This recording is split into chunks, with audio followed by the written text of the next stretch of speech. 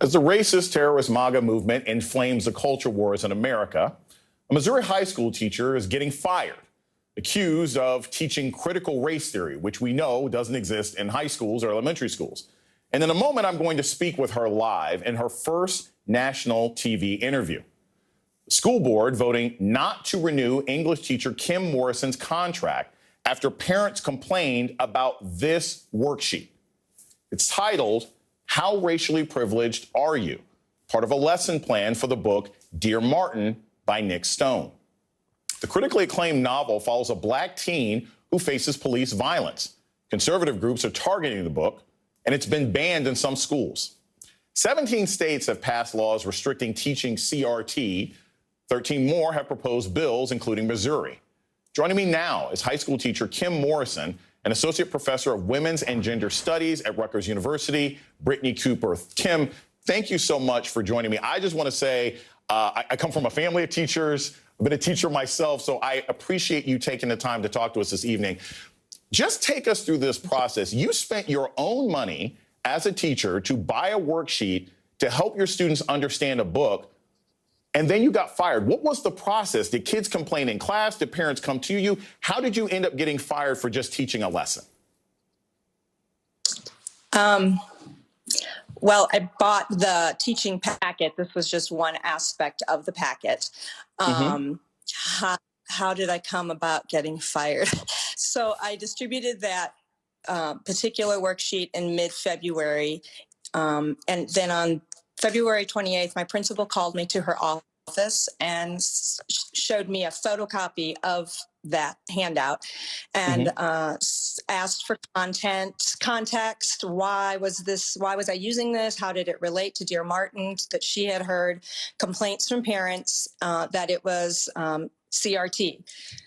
So I explained to her that it's not even a worksheet, that the handout, which was meant to just be like self-reflective before we started reading chapter 3, was directly related to the conversation that the characters that we were about to read, this specific conversation between the two characters that deals with racial privilege, and that this was just an illustration of that term. And I said, I'm not teaching CRT. I couldn't begin to teach CRT. That yes. Wow. The book deals with racism, but that's not CRT. The meeting was over. The meeting wasn't over. She suggested that I not use this kind of material going forward. And I went to class. And then 2 weeks later, on March 14th, she called me back in and said she's still fielding calls. She wouldn't name who the parents are. She did confirm that none of the parents that she had heard from have students in the class. So I don't know who they are. I don't know who I want to hold on that point because I think that's really key. So what you're telling us is that you were teaching a book that was approved by the school. The Dear Martin book is approved by the school, yes? Yes, I taught it last year. Yes. Yeah. So it's the same class, and yet parents who weren't even in your class filed complaints that led to the school board not renewing your contract. I just want to ask you this other question very quickly. How long have you been teaching in your particular school? I'm finishing my 4th year there, and I subbed for 3 years prior to that. Goodness gracious. So they know me. Right. You're a known entity at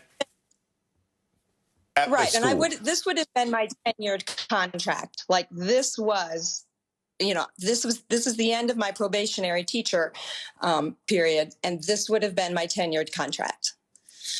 I want to jump to Brittany real quick, especially when I hear the word tenure, I immediately think of professors.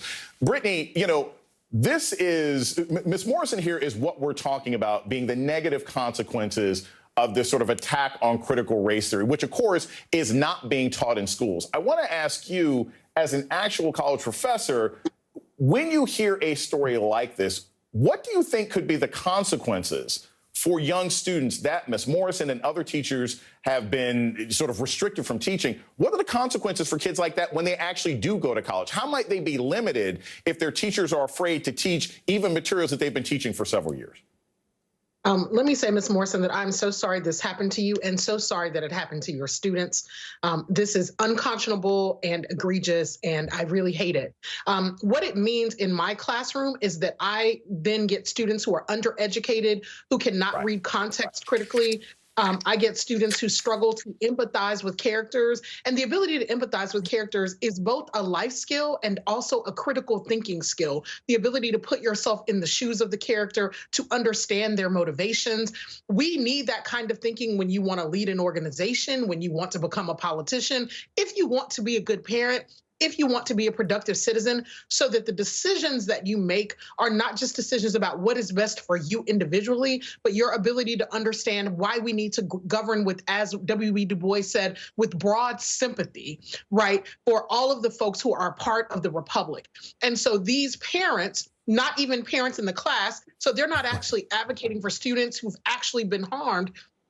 They want to create an uneducated populace so that it becomes okay to then enact racist policy structures in full view of the public. And that is the thing that makes what they're doing so cynical. Even though they try to give it the face of righteousness, it's completely empty, vacuous and disingenuous. And Brittany, following up with that, I want to show you this quick commercial from Josh Mandel, who's running in the state of Ohio in the Republican primary for Senate right now. Get your thoughts on the other side as he attacks CRT indirectly. Martin Luther King marched right here, so skin color wouldn't matter. There's nothing racist about stopping critical race theory and loving America. I got to add, he's standing in front of the Edmund Pettus Bridge while at the same time fighting against education that would teach people why the Edmund Pettus Bridge matters. Brittany, just quickly, why do you think Republicans think that this is an effective method when clearly they're even contradicting themselves in their own commercials? So may the spirit of John Lewis have mercy on us all. I think that the reason that they're doing it is because it is effective, because when you make people ignorant systematically and then you play on their fears and you tell parents that something is happening at school to harm their children, then moral outrage leads the order of the day. So they don't care about fealty to any kind of truth. They don't care about integrity. This is not about governance. This is a raw bid for power. And the thing they keep showing us is that they will go to the bottom of the barrel. They will spit upon the blood shed by protesters on the Edmund Pettus Bridge at the Selma March to tell us that their racist policies and actions are actually anti-racist and for the good of the country. We should not only be outraged, but we should be systematically chipping away at all of this. I wish that, Ms. Morrison, that the parents of the kids in your class would stand up on your behalf. I hope that they will. And I appreciate you, because when I looked at that worksheet, one of the ones that really mattered to me was when it said that you had been called, have you ever been asked if you were acting white? That was bullying that I dealt with as a kid that really made it hard to be in school. And so there are Black children in this school system who are dealing with that because of their proximity to whiteness, that deserve to have their experience named and deserve to be in classes where their experience is taught and valued and understood.